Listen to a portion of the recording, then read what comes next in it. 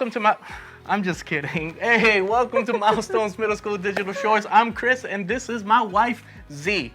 Hey, Zee, I think we can all agree that sometimes embarrassing moments can be really funny to watch, or when someone falls in public or says the wrong word during a speech or trips in front of a room full of people, we just can't help it. I mean, something about that stuff can just be so funny. Well, that is unless it's happening to you, right? If someone else is known as the kid who fell down the stairs in front of the school, well, it's funny, but if it happens to you, well, it's really not so funny, right? For instance, there was a time when I was in middle school, and I can't believe I'm sharing this, but I was doing a salsa performance with my cousin in her group, and yes, I used to dance salsa. But in any case, I was so nervous that night that most of us who would be nervous, I needed to go use the bathroom.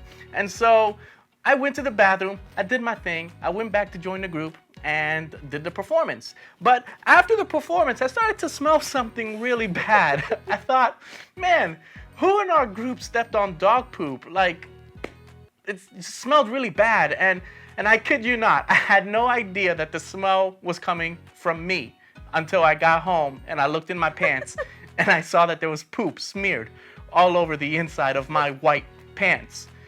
And from there on out, my family called me Poopy Pants. And that was pretty embarrassing. Isn't that funny the way that works? You do one thing one time in your life, and suddenly that becomes a thing you're known for at school, on your team, at church, your family, just about everywhere you go. In even the smallest way, it shapes people's opinion of you. And in a way, our ability to influence other people works the same. Remember, influence is the ability to have an effect on someone else, to impact things like their behavior or thoughts or choices.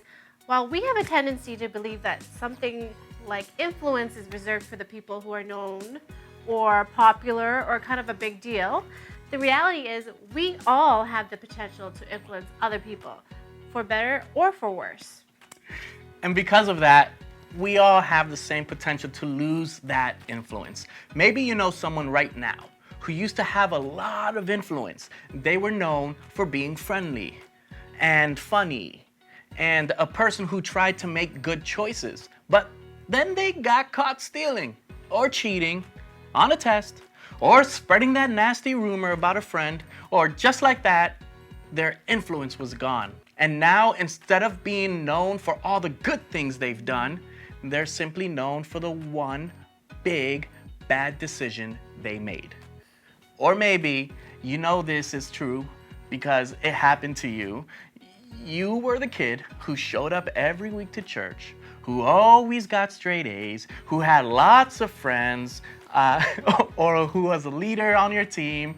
But one bad decision, one moment, one choice, one experience, and suddenly your reputation changed. Now people look at you and only see the bad decision. And because of that, you feel like you can't show up at church or school or on your team or even with your friends.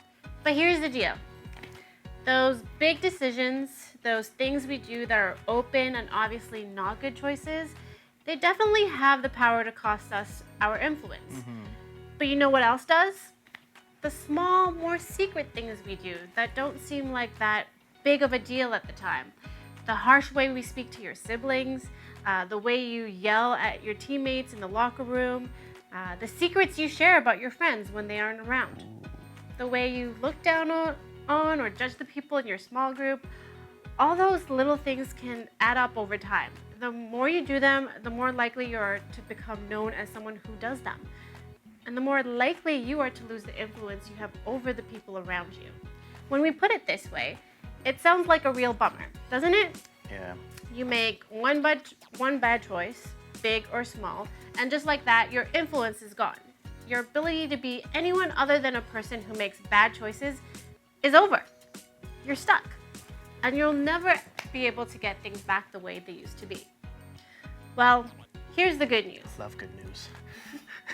All that may feel like it's true, but trust me when I tell you that it isn't. No matter who you are, what you've done, or how you feel like it's impacted the way people see you, and your ability to influence others, there is a way for things to be different. There is a way to find the influence you think is lost forever.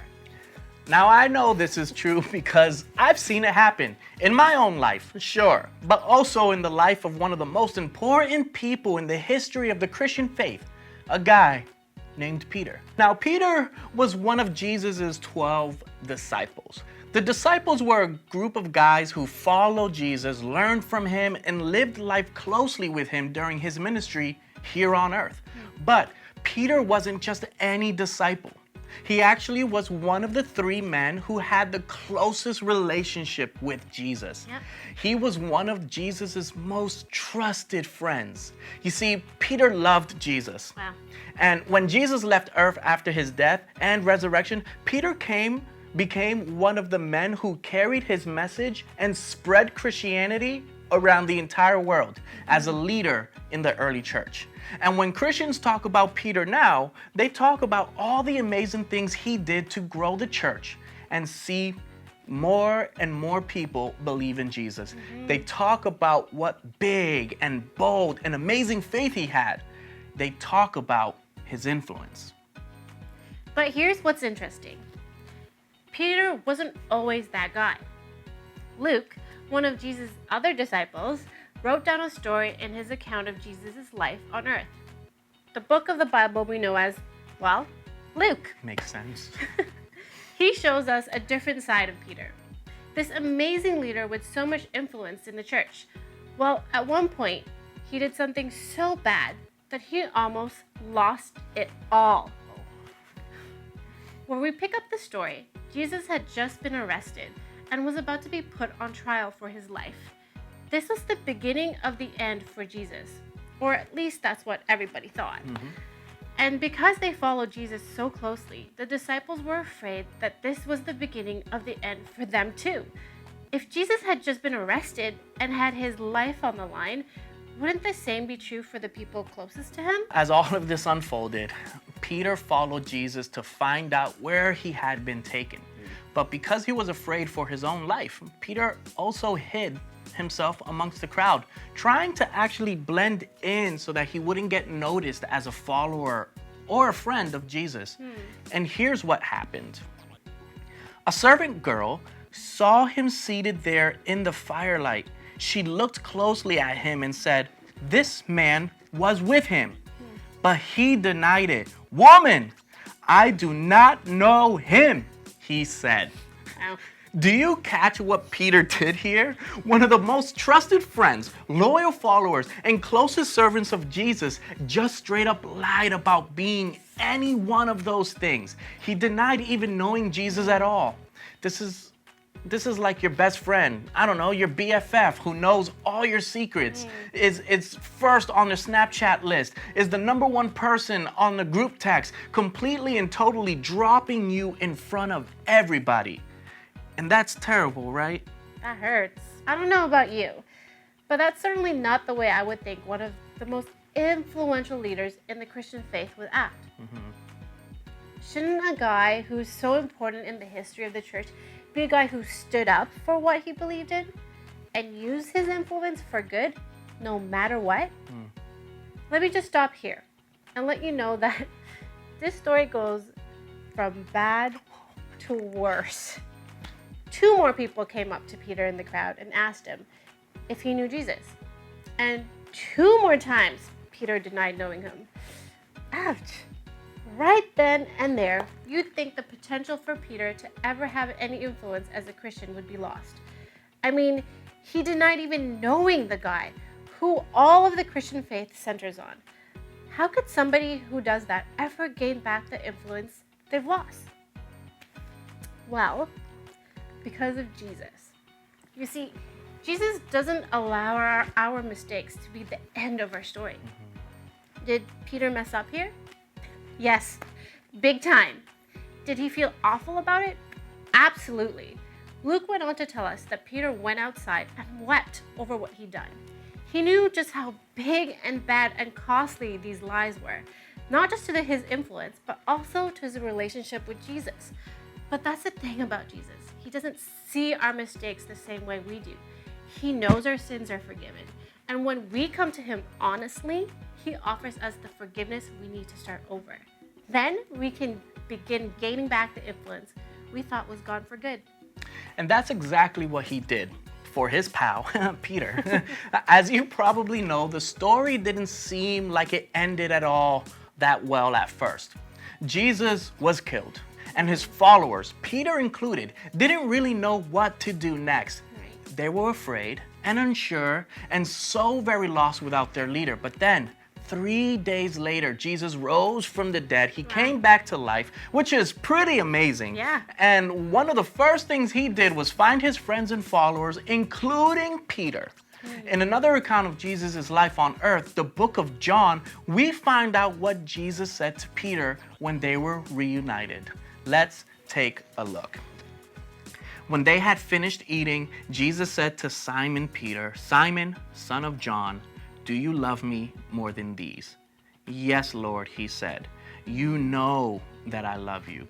And Jesus said, "Feed my lambs." With this very first question, Jesus was giving Peter a chance to change the story, to wrong the right, to be more than his mistakes, to gain back the wrong. Oh, what? Yeah, to right the wrong. Okay, yeah. But Peter got it right. and 3 times Jesus asked him, and Peter confirmed that love for Jesus 3 times. He said, "I love you," for every time he had denied Jesus. And Jesus' response, well, it wasn't a call to take care of his actual sheep, because that would be weird. It was a command to take care of people who will follow him. The same way sheep follow their shepherd as their leader, Jesus' believers would follow him. So by asking Peter to feed his lambs, Jesus was asking Peter to take care of his followers. He was asking Peter to tap back into his influence and use it to change the world through the message of Jesus. Jesus saw Peter as so much more than just his mistakes. And the good news is that he sees us the very same way. No matter what we've done in the past, we have permission to love and follow Jesus right here in the present, right now. Our mistakes and sins have been paid for. We can ask God for the forgiveness Jesus bought for us. And because we're forgiven, we can move forward on a new path, step by step, gaining back the influence that we may feel like we've lost. Now, Jesus doesn't allow our mistakes to be the end of our story. Thank God. Just like Peter, you can receive grace and forgiveness. How your story has gone before doesn't have to be the way it goes in the future. You can take a step forward towards Jesus and a step toward regaining some of the influence you feel like you've lost. To start, we want you to do 3 things. Just 3. 1, ask yourself what may be causing you to lose influence. Take a minute to think about the choices you might be making, big or small, that are impacting your ability to influence others for good. Is it the guy that you're dating? Is it the things you post on social media? Is it the way you speak to kids in your class or that are younger than you? Your attitude on the field? The party that you went to last weekend? I'm assuming there was no parties, but the secret behaviors you think nobody knows about? Whatever it is, acknowledge what is big or small choices and what might be chipping away at your influence. 2nd, confess it to God. Be honest with God about it. Tell him what you're struggling through and ask for his help to overcome it. Ask for his forgiveness and believe that you've received it. Let that moment be the first step in rewriting the story of your influence. And 3, take 1 step in the right direction. Take 1 small step towards gaining back the influence you think you may have lost. Maybe that means apologizing to someone you've wronged, or putting up boundaries in a relationship, or changing the way you talk to other people, or asking your friends or somebody you look up to help you stay on the right path. Take 1 small step this week in the right direction, and next week, take another. Remember, those small steps over time will lead to a bigger and better influence in the long run. Remember, Jesus doesn't allow our mistakes to be the end of our story. And as we end today and look forward to the week ahead, I want you to think about this question. What is one thing in my life that may be causing me to lose influence? Much love. See you next time. Bye, guys.